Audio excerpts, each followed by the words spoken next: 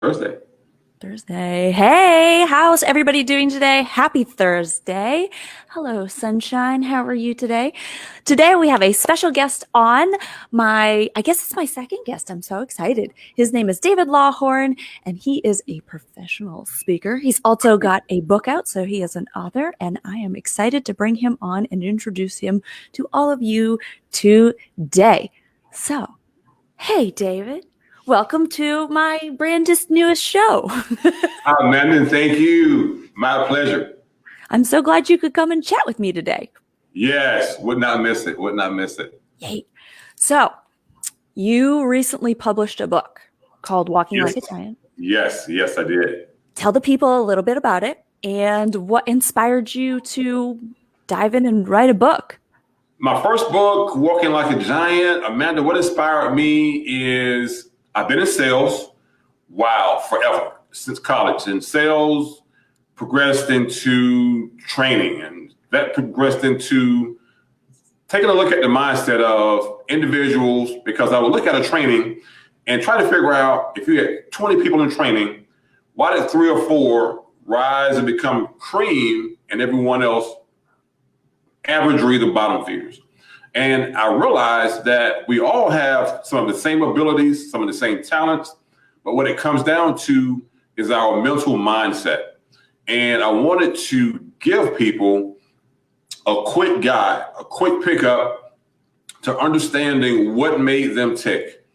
But few things that separates the great from average, and how to use those tools every day to give yourself a distinct advantage in going after the things that you want, that you dream of, your audacious goals. And that is what made me sit down and write the book, which is doing phenomenally, by the way. Yay! Yeah. That gets a big yay. Yes. I love it. I have read the book, I have to say. It took me one day. I don't normally Wow. read a book like straight through, and I don't normally read a lot in general. I will admit I would like to read more. That is one of the things I'm working on this year. But I actually got it and just read it straight through. That's how much I Very enjoyed nice. it. Love it. So kudos to you. I think what helped too is you didn't make it overwhelming. The Yes. concepts weren't overwhelming. The amount of pages wasn't overwhelming. So that was nice as well. And I really just found it a very useful and inspiring guide. So I want to thank you for that. Quite welcome. Book is exactly about 100 pages.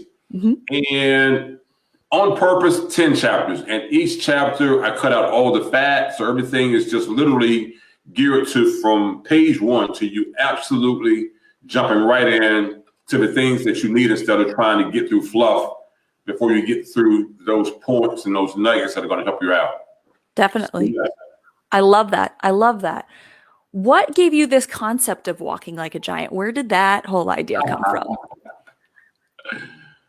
Walking like a giant is a concept that I developed from going through some really game-changing, life-changing events and times for myself. And just realizing that most of the things that scare us the most of the things that we're afraid of enduring and going through the most are the things that God will show you that not only can you get through this, but He's going to use those things to empower you, to make you stronger, better, faster. And out of that, if you have the correct foundation under you, Amanda, you come out of those events walking like a giant. Because the thing about life is that at some point, life is going to knock you down. If you tell the universe that you want to do anything spectacular, it will test you. It will see what you're made of by knocking you to your knees. And when you get to that point that you're at your knees, you're going to have two types of people.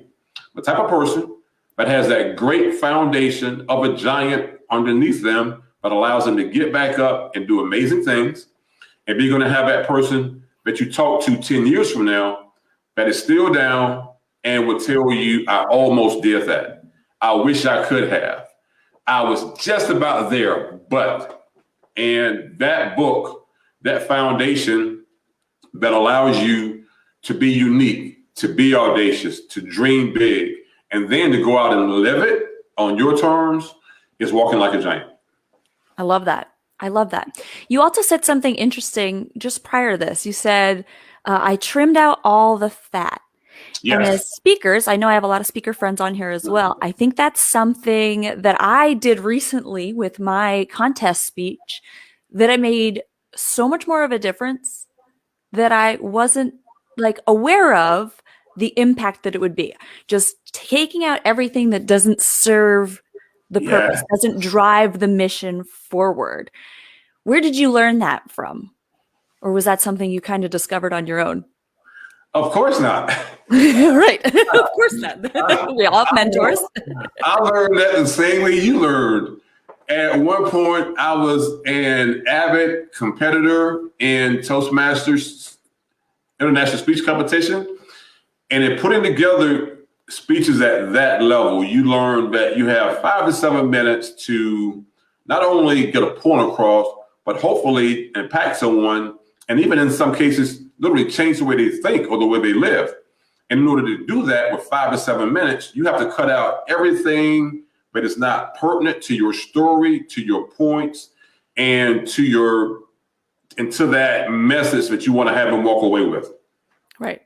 And so literally mentors, coaches at some point got me in the habit of cutting away that fat. And I have ever since. And I think that's why anyone that reads my book or hears me live or attends any of my sessions can tell you that it's definitely one of those events where they walk away feeling they've really gotten a value-rich experience because there is not a lot of fat. Right. Yeah. And I think there's a lesson in that for life in general is like we get caught up in so many details and overthink things and then go off on little tangents or whatever.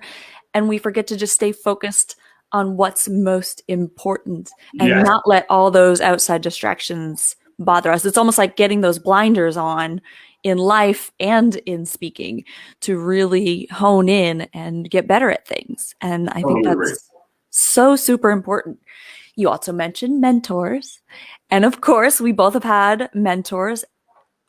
Tell the peoples, maybe the younger generations, why it's so important to have a mentor that actually has done what you want to do.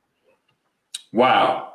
So important to have a mentor that has done what you want to do and that have gone where you want to go, because no one can teach you how to ride a bike that's never ridden a bike, or to parachute that's never done it. They have that experience of the exhilaration, the fear, and everything that life is going to have you experience on the way down. A great mentor that has been more than money, it's worth more than anything else, because that mentor is going to inspire you, keep you going. That mentor is going to ward you from pitfalls. More than anything else, that mentor that has been where you want to go is the person that's going to introduce you to things that you've never known, that you've never seen, that you've never experienced, but they have. And they can tell you as you progress what you're looking forward to experiencing next. And there's nothing like that motivator of a mentor that's made a couple of $1 million, or that has become an accomplished world-class speaker, or that is an author, or that's doing anything that you want to do, that tells you, here's what you have to look forward to next. They paint that picture for you, Amanda, of not the life you're living, but the life they know that you're going to live if you stay on path. And most of us, unfortunately, without that mentor in place, life gets hard and we do what? We quit. We go back to our day jobs. Yes. A mentor will keep you focused, keep you driven. And it's like I tell my mentor all the time, at some point, he and I will have lunch. Exactly. Right. I love that. In some of the dream places that he's been, that I am going to arrive at soon. Yes. I love that. I think what goes along with that I realized recently is often we see like this big successful person and it's the pie in the sky, it's the dream, but it doesn't feel like the reality. right? It doesn't feel like we don't actually deep down believe that we can get there and that there's more for us out there. Yes. Instead, we just have this perception like, oh, well, maybe someday we can get there. But when you actually see it and are exposed to things that are higher than what you have, Yes. then your belief in them and your belief in yourself grows, and you actually can accomplish those things instead of just being like, well, that's nice. Yes. And you actually believe it in yourself. And I think that's huge, believing in yourself. Huge. Yes. Great point. I like that. You got to be exposed to greater things or else you're not going to get there, right? Exactly. And I tell you the other thing that I love about a great mentor, when we set out to go after an audacious goal, we hear about it, we see about it. So we hear about it, Amanda. We see it, but we don't see it necessarily in front of us. Right. And we read about it. A great mentor will show you what it looks like right in front of you. And there's nothing like that, because once you see it right in front of you, something changes here, because you go, listen, if they did it, I can do it. Exactly. That's when that magic light bulb goes on. Yep. Isn't it interesting how to believe something, we have to see someone else do it? I think there's this huge concept of like, when we see someone else, then we feel like we can do it too. Especially when we can relate to them and see them as an equal or somebody maybe a little bit higher than us. Right. They're in the everyday life. They're not this movie star that is unattainable. Exactly. And I agree with that. And you're right. Up to a point, we definitely do need to see in order to believe that we can do it. Now, what happens at some point is once we've done enough, once we've seen enough, at some point, Amanda, we get to a point where we understand that we are now going off onto our own path. And that path is where the magic happens, because then we're creating our new. We've seen what the mentor has shown us. We've experienced. We've actually gotten all they can give us. And at some point, we're going to surpass that. And that's your destiny. That's where destiny takes place. I love that. I love that concept of it and helping each other out once you get there. I think there's also this whole concept that when you teach something, that's when you really learn it. So there's also value in being that person who helps the person below you, because it reinforces those ideas and really solidifies, okay, yeah, no, wait, that is something I should be doing. I do need to focus on that. Exactly. Which iron sharpens iron, right? As a matter of fact, the relationship between a great mentor and mentee is, in the beginning, that mentor will literally be like a mom or a dad and literally bottle feeding you everything. And then you progress to where you're eating and you're walking and you're eating meat and you're, not a toddler anymore. At some point, if that relationship is organic, at some point, you two are literally same level, and the respect is totally different, because at some point you realize now the mentor-mentee relationship is transformed into something totally different. Right. Right. And then it's time you start giving back. Right. It happens. It happens. I think it's important to do it along the way too, and not. I think you propel even more when you give selfishly to others. Oh, definitely. And just help them out with whatever you can. And I think the hard part sometimes is being able to identify what it is that you specifically can help somebody with.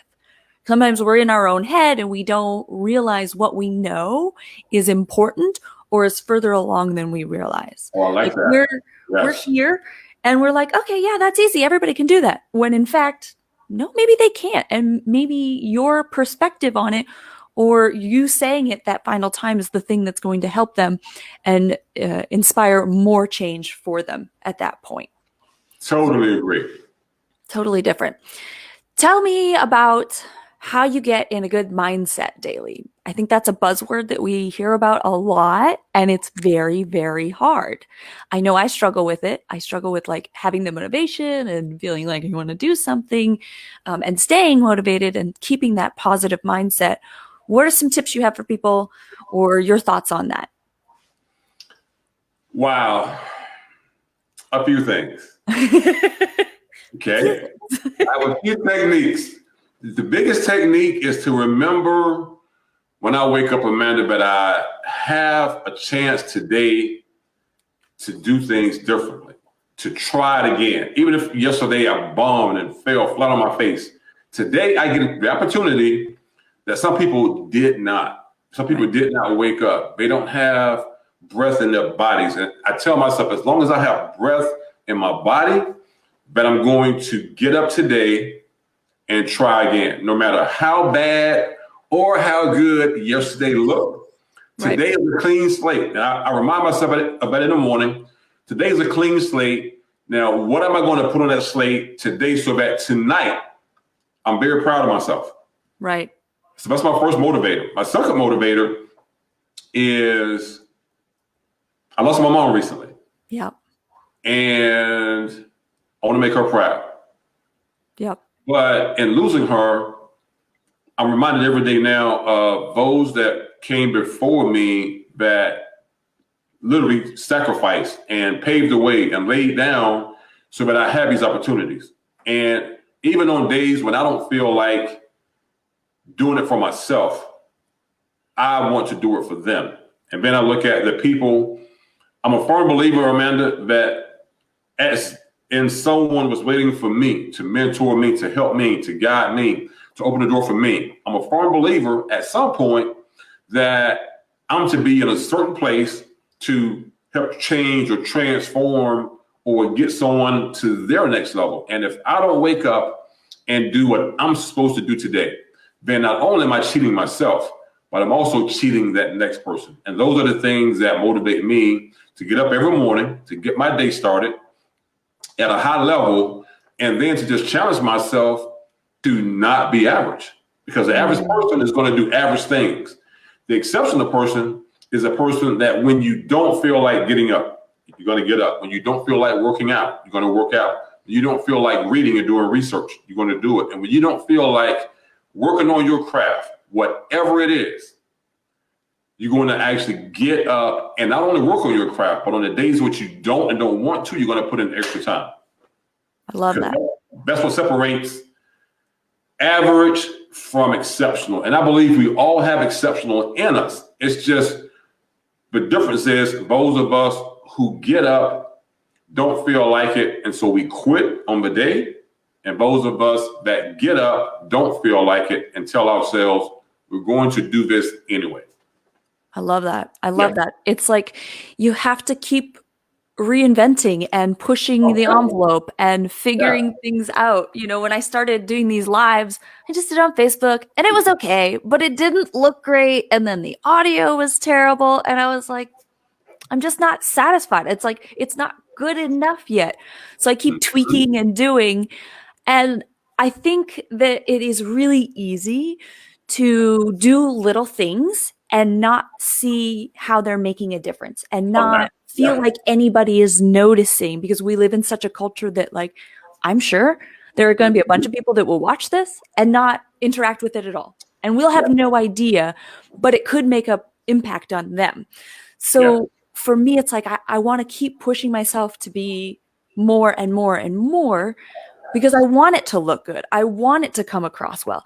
I want to be the best that I can at it, even if there's a learning curve. But I think there's value in showing people the learning curve. I think there's value in people being like, oh, did you see it the first one she did? It was terrible. And now look where it is now. I could do that too. And then just helping people along the way. Like I've pushed the people that are doing this little challenge with me. I'm like, you should check out this StreamYard thing. It looks better. There's cool features. And just being open to those opportunities as well. I think that's huge, is having that mindset that you are open and willing for coaching and change, and that you don't know everything. I tell you, by the way, kudos to you in the sense that I'm watching Revolution. Super proud of you. Thank you. The thing that I think people like you and I hunger for is every day seeing how much better we can become. And that's my goal daily, to just become a better version of me. And I will tell you that at this point in my life, I love who I am. And I love the better version of me. There have been times in my life, honestly, where I did not like the version of me, but I represented the version of me that I considered myself to be.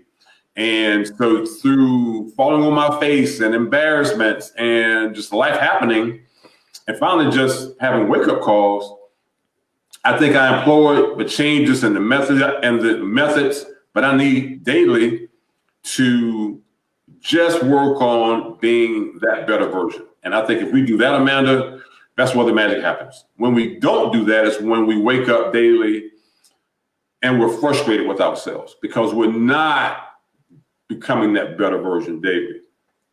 And I think something else that you and I share is that we're not afraid to embarrass ourselves. Facts. Now, you can do this, you have to not be afraid to fall flat on your face or embarrass yourself. Yeah, I agree with that. I have what is it? Shame. I don't have a lot of self-conscious about that. It's like, well, if it doesn't work, it doesn't work. But at least I tried. It's like not having the regret, having that like limiting belief and fear stop you from trying something. For me, I've always been like, oh, I want my own show someday. Someday I'll have my own show, my own sitcom, my own talk show, something. And finally, with doing this challenge, I was like, what am I waiting for? I have this ability. I don't have anybody else helping me, right? Other than bringing awesome people like you on, because I think it's more interesting than me talking to myself. If it is, people watching, please give us a thumbs up. Tell us in the comments that it's way more interesting than Amanda rambling. But I was just like, I'm just going to try it. And if it fails, I'm going to fail publicly and whatever. Hey. I will grow. I will at least have some good conversations, learn something more. And then yesterday it was also like, I need to create what I wish was out there in the world.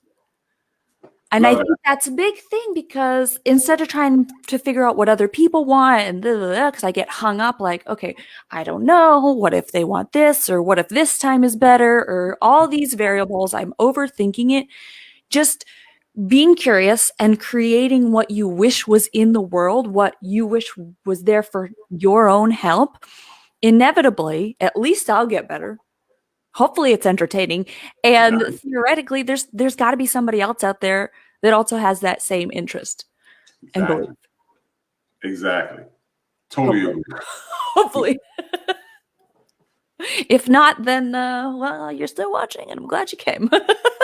At least it was entertaining, if nothing else. That's my motto. If nothing else. Love it. Well, I want to be respectful of your time. Do you have any last thoughts or nuggets of wisdom you wish to bestow upon the peoples of the internets out there? I know, the big question of the day. Any last thoughts? Only this. Okay. You get to do this one time. One time. At some point, we all take our last breath. I don't care who you are, the amount of money in your bank account, the number of degrees on your wall. The one thing that literally makes us all equal is that we all have an expiration date. My challenge to you is between now and that expiration date. Are you going to keep living the life that you've been living, that you wake up every day with some part of you telling you there's more inside of you, there's better inside of you? Or are you going to make the decision today to literally start getting the books, the resources, the people around you that will make you the great, incredible, phenomenal, one-of-a-kind giant that you are? We all have the ability to take those footsteps, to get out of our own way, to fall, to embarrass ourselves, but most importantly, to challenge yourself daily to be a better version of you. And if you do that, my wish is that at some point, you and I see each other on top of the mountain called success, and be willing to pull each other up and not look at each other as we're slipping and our grasp is weakening, but become those people, become that type of person that don't just want to see yourself succeed, but want to see everyone else around you join you in that success party. That is what I'll leave with you. Definitely visit my website, giantspeaks.com. Definitely pick up my book. Definitely pick up my book, Walking Like a Giant. It is a game-changing, life-changing, 100-page guide that you will go back to again and again, that will have you not just looking at your best life, but allow you to live it. I love Amanda, that. I want to thank you for being such a phenomenal host. I want to thank you for the platform. I literally check in on you occasionally. And listen, I love what you're doing. Keep doing it. Super proud of you. Thank you. Thank you. I appreciate that. And I'm very excited and thankful that you came on and said yes to me.